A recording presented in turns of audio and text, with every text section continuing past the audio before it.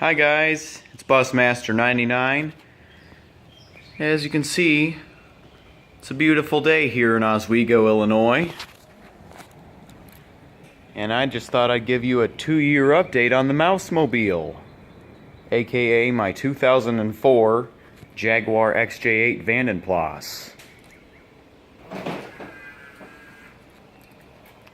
So as I've said, I've had this car for 2 years, since May 2015. I actually can't believe I've had the car that long. It's got 112,900 miles on it. It had 102,000 something, probably like 400 miles when I got the car. So I've put like 10,000 miles on it since purchase 2 years ago, which is amazing. And last month, like just before my graduation day, I got these side decals, so I can officially call this the mau5mobile. And I bought this one off of eBay. That is a black dead mouse trunk sticker.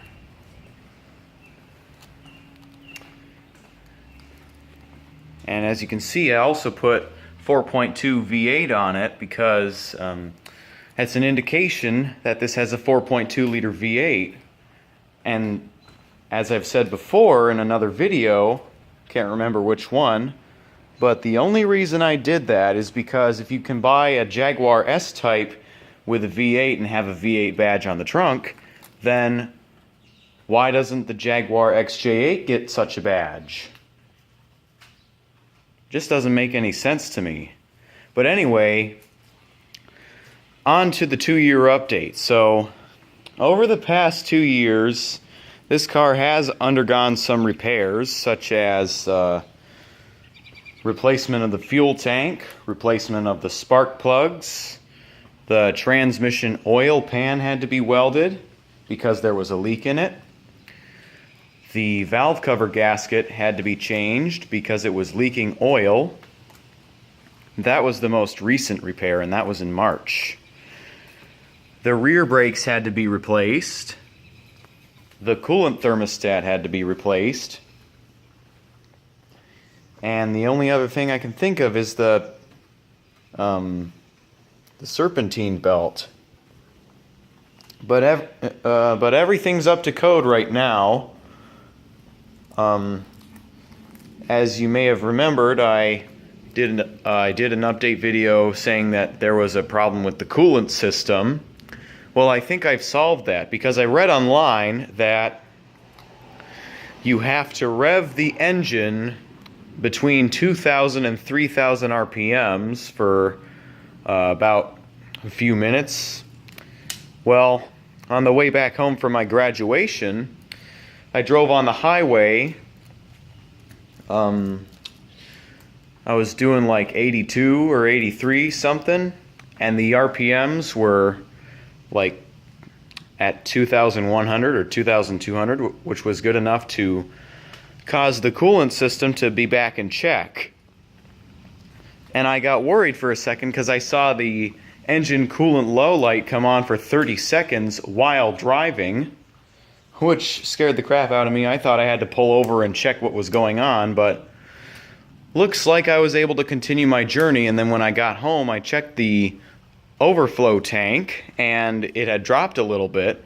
Well, I guess that was because there wasn't enough coolant in the radiator. So the radiator had to pull some coolant from the overflow tank, and that's what was causing the engine coolant low light to come on whenever I cold started this. So, looks like I fixed the problem. I haven't seen that warning since, so all is well. And I'm very thankful for that. Sometimes I think this car is magic and solves some of its own problems. But yeah, it kind of reminds me of how diesel particulate filter regeneration is done, where if your DPF is blocked on a vehicle with a particulate filter, I'm saying that because older diesels don't have this.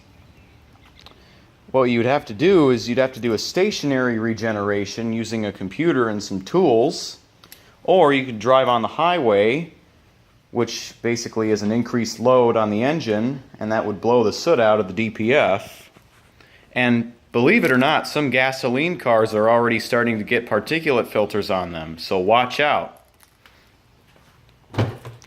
But anyway, just thought I'd update you guys on that.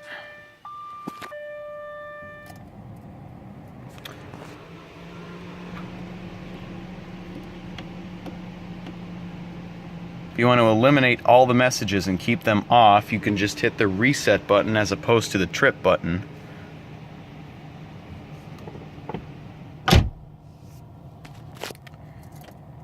There's also a hidden trick where if you hold this while turning the ignition on, you can access a secret engineering test mode, like in a Ford. So I'm going to try to do that real quick.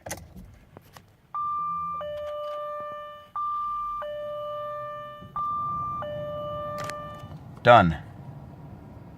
It says test mode right there. Scroll through various modes. Warning light test. Huh. Haven't seen that one before.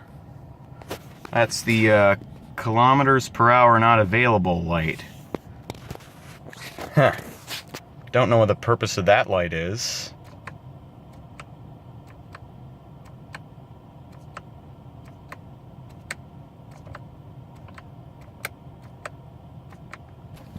Whoops.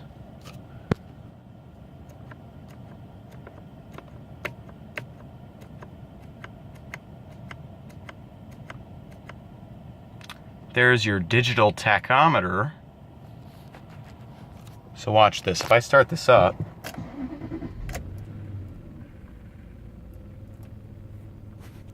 huh, it's not doing anything. Well, that's weird. But yeah, I just thought I'd show you guys that. And to exit the engineering test mode, you have two options. Turn the ignition off, or push and hold this button until both the amber and red warning lights illuminate. Anyway, that's all I wanted to share with you guys. And also, a few days ago, I stumbled upon this channel, Lambroghini.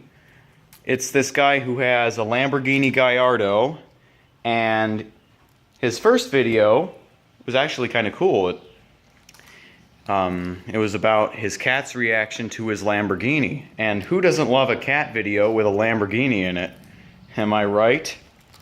So, he has a goal of reaching at least 1,000 subscribers. So, I thought I'd give him a little shout out so you can go subscribe to his channel and possibly help make his dream come true. That's all for now, guys, and peace out.